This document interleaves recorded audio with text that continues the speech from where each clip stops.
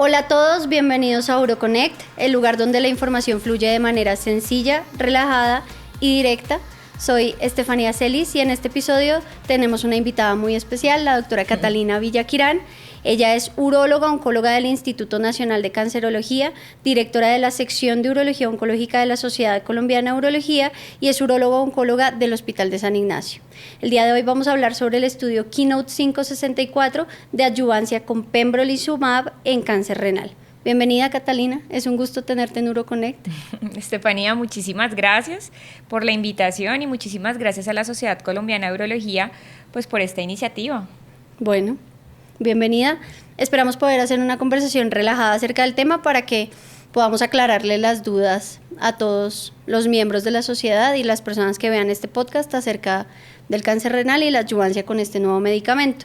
Vamos a hacer un poquito de introducción al tema porque resulta que, como todo en oncología, desde hace unos años las terapias para cáncer de riñón avanzado pues han venido evolucionando rápidamente. Esto nos dificulta a veces mantenernos como al día con todos los nuevos avances que hay y por eso hemos decidido hablar de este artículo, porque hasta el momento los pacientes con cáncer de células renales que eran llevados a nefrectomía no tenían una opción de terapia adyuvante que pudiera reducir la mortalidad. Entonces, un poquito de contexto para los oyentes. En una entrevista en Uro Today que publicaron, que le hicieron al doctor Tony Showery, que es el autor principal de este estudio, él decía que el primer ensayo clínico aleatorizado de adyuvancia en cáncer renal se publicó en el año 1973, o sea que tuvieron que esperar 51 años para obtener un resultado positivo en términos de mejoría de la supervivencia global.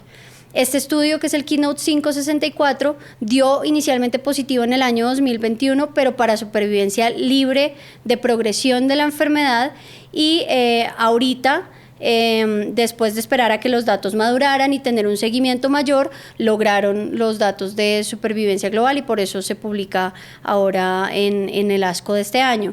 Una vez tuvieron el 70% de los eventos, alcanzaron los criterios para evaluar supervivencia global y vieron que realmente había una disminución muy importante del riesgo de muerte, del 38%. En ASCO de este año en San Francisco, el doctor Showery hizo una presentación pues maravillosa de su trabajo y al final todo el mundo se levantó, aplaudió, porque esto es muy trascendental en términos oncológicos para los pacientes de cáncer renal. Entonces, Catalina, la invitación es a que hablemos un poco del artículo y lo desglosemos para todas las personas que nos escuchen y la primera pregunta sería si nos puedes hablar un poquito de cuáles fueron los criterios de inclusión para el estudio. Bueno, los criterios de inclusión de este estudio son pacientes con cáncer renal de células claras, o sea, carcinoma de células renales tipo células claras.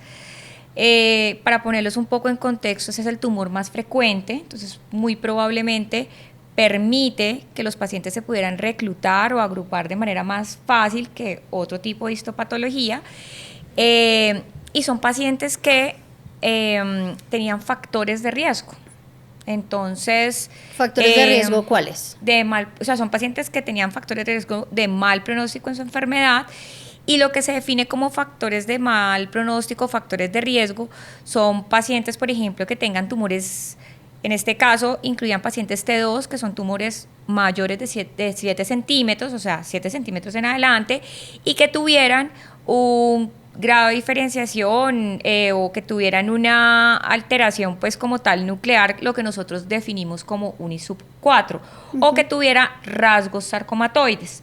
Ahora, incluyeron otros pacientes con una etapa más avanzada, por ejemplo, los pacientes que ya tenían tumores que se extendían a la grasa alrededor del riñón, o sea, un T3, es decir, que comprometen ya también vasos sanguíneos, o los vasos principales renales, o por ejemplo que ya tienen una extensión local hacia órganos vecinos, que esto ya sería un T4, o por ejemplo pacientes que tienen enfermedad ganglionar, o sea, los ganglios regionales, lo que N1s. nosotros definimos como un N1, Ajá.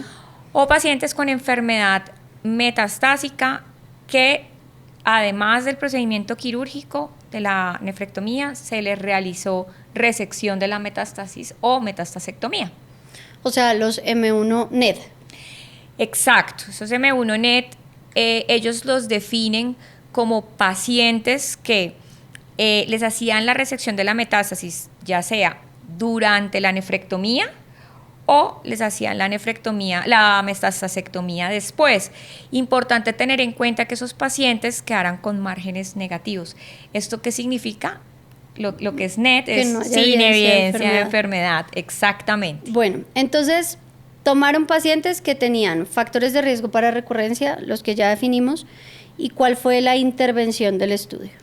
Bueno, ellos tomaron 2 grupos y lo que trataron de hacer fue al grupo 1 le vamos a poner pembrolizumab, que es la inmunoterapia, 200 miligramos cada 3 semanas, y al otro grupo placebo. Pues sabemos que el placebo, pues para algunos de nuestros oyentes, pues no es el medicamento, son sustancias, por ejemplo, como en este caso solución salina, y los empezaron a comparar.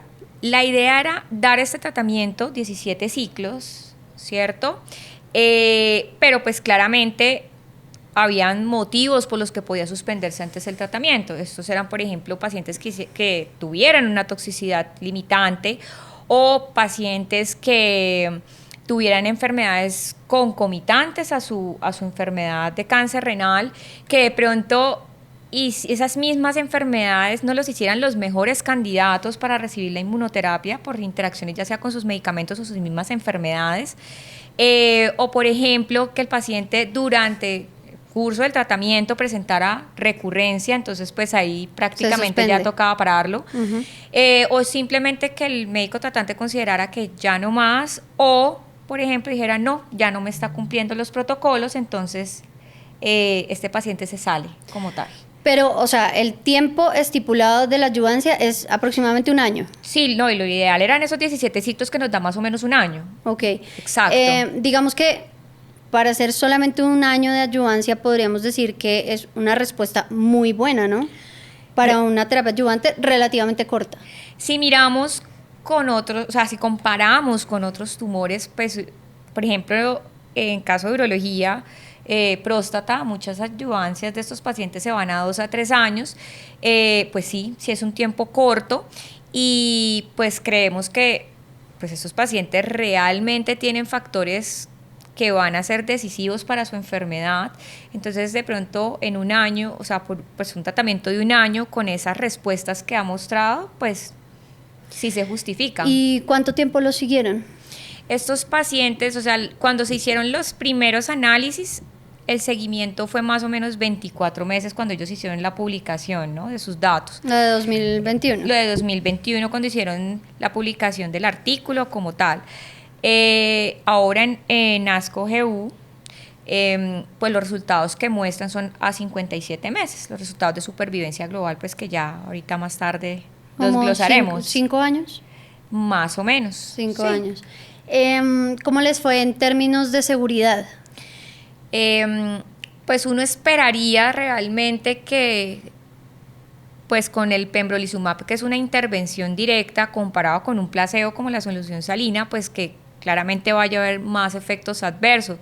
Sin embargo, uno se pone a analizar, en general en ambos grupos, más del 90% de los pacientes, tanto en el grupo de intervención como en el grupo control, presentaron eventos adversos, cualquier evento adverso. Ya como hablando de eventos adversos más serios, o sea, lo que nosotros clasificamos como grado 3, sí de pronto eran más frecuentes en el grupo de pembrolizumab, aproximadamente un 32% versus un 17%.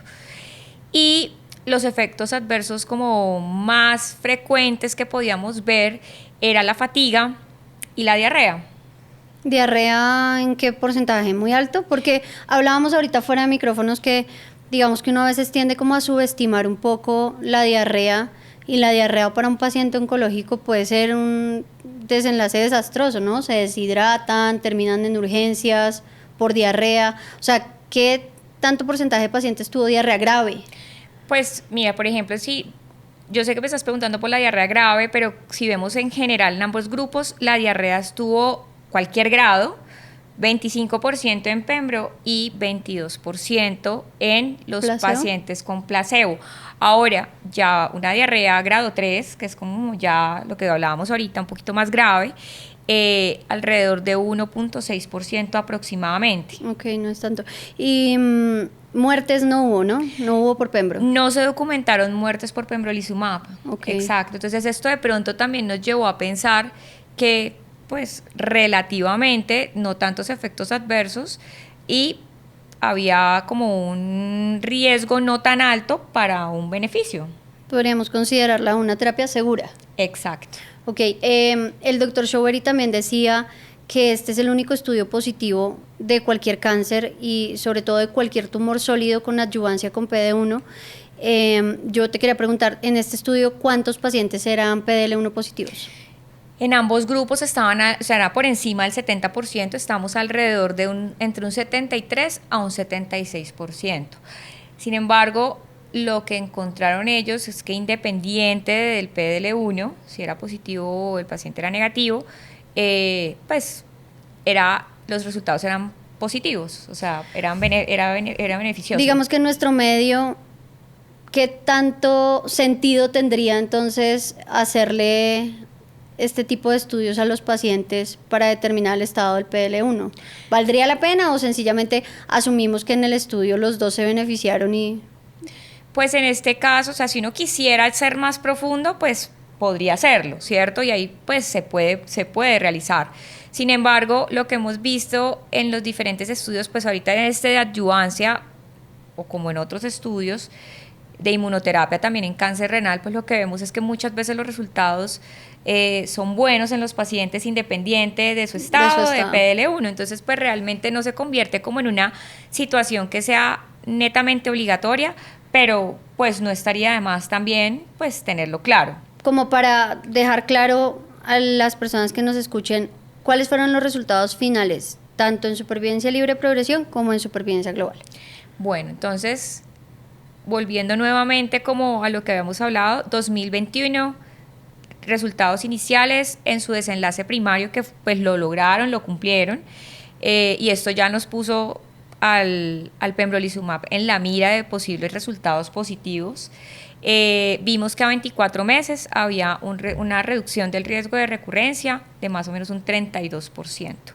Ahora, cuando ya se publicaron los resultados de un seguimiento más maduro a 57 meses, vemos que se mantiene toda la parte del riesgo de recurrencia, los resultados que ya habíamos visto, y ahora nos arrojan otros resultados en cuanto a reducción del riesgo de muerte de más o menos un 38%, es decir, beneficio en supervivencia global, y no se encontró que hubiera un incremento en la toxicidad.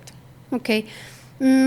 Hay un estudio del año 2018 que es el de Leibovich en el que podemos clasificar a los pacientes según las características patológicas, igual que en este caso, en pacientes de alto o de bajo riesgo, y los pacientes de alto riesgo en este estudio, el 48% de los pacientes no presentaban recaída en los primeros 5 años y pues los que eran llevados solamente a cirugía.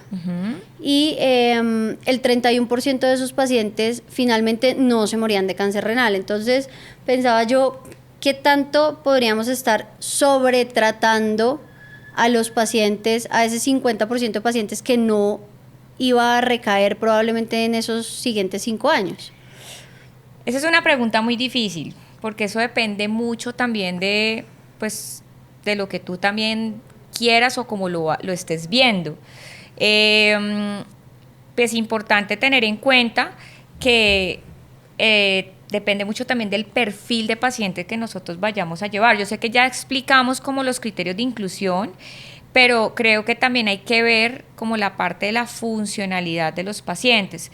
En este caso, en este estudio, incluyeron pacientes con buen estado funcional que se traducirían en un ECOG 0,1, exacto. Entonces, eso yo creo que es lo principal, individualizar. Ahora, si tú te das cuenta, se convertiría esto prácticamente en un 50-50. Sí. Pues 48%, 50%. 52%. Exacto, un tratamiento que dice uno, bueno, el 50% será que los vamos a sobretratar, pero te das cuenta pero venga, el otro 50% probablemente está recayendo. Le voy a disminuir el riesgo de recaída. Exacto, y es muy alto, a la mitad. Y pues digamos que según lo que hemos hablado es con una terapia que es relativamente bastante segura. Entonces, de acuerdo, entonces riesgo-beneficio, si el paciente cumple realmente los criterios para hacerlo, yo considero que es un paciente que claramente se va a beneficiar y deberíamos de contemplar la posibilidad de darle la terapia. Esa era la pregunta que te iba a hacer, o sea, pensando en la práctica y en cómo podemos aplicar estos datos, ¿realmente consideras que vale la pena usar este nuevo agente como un nuevo estándar de manejo? Estoy completamente de acuerdo, yo creo que esto ha revolucionado, no solo desde ahora, ya lo venía haciendo como habíamos dicho antes, y ahora creo que nos ha confirmado algo que nosotros ya creíamos que iba a pasar, y finalmente mostró los beneficios en la supervivencia, y sí creo que esto va a ser un estándar de manejo. Yo hice pues una pequeña investigación adicional porque hay una entrevista en UroToday también que le hicieron al doctor Pedro Barata, que es un oncólogo, y él decía que la probabilidad de que este ensayo fuera falsamente positivo era solamente del 0.2%. Entonces, pues yo creo que deberíamos tener en cuenta este tratamiento para pacientes que tengan, según lo que revisamos, un buen estado funcional, histología de células claras, bueno, una cosa es que yo vi que solamente el 10% en ambos brazos tenía características sarcomatoides, ¿no? Que eso es algo a tener en cuenta porque, pues, aunque tuviera un beneficio, eran poquitos pacientes, ¿no? Sí. La otra cosa es que en el diagrama de árbol el artículo, pues uno ve al final como cuáles son los pacientes de todo lo que incluyeron que realmente no cruzan la línea del 1 y sí se benefician del tratamiento, y para que quede como en la mente de todos los que nos estén oyendo, los que sí tenían beneficio eran los que fueran menores de 65 años, que fueran hombres, que fueran ECOG 0, porque el 1 cruzaba, que fueran PDL1 mayor o igual a 1, y dio como igual el resultado para M0 y para M1 sin evidencia de enfermedad. Sí. Catalina, muchas gracias por venir, por la discusión que fue muy enriquecedora. A ustedes, a todos, por acompañarnos en este episodio. Los invitamos nuevamente a que si les gustó lo que escucharon, por favor nos den sus opiniones, sus sugerencias. Queremos asegurarnos de cubrir los temas que más les interesen a ustedes, los miembros de la Sociedad Colombiana de Urología, que por favor nos escriban si quieren que invitemos a alguna persona en particular, si quieren que hablemos de algún tema en particular, para poderles dar gusto en específico a lo que ustedes quieran ver en esta plataforma nueva de la sociedad. Hasta la próxima, muchas gracias, Catalina. Muchas gracias. Gracias por venir.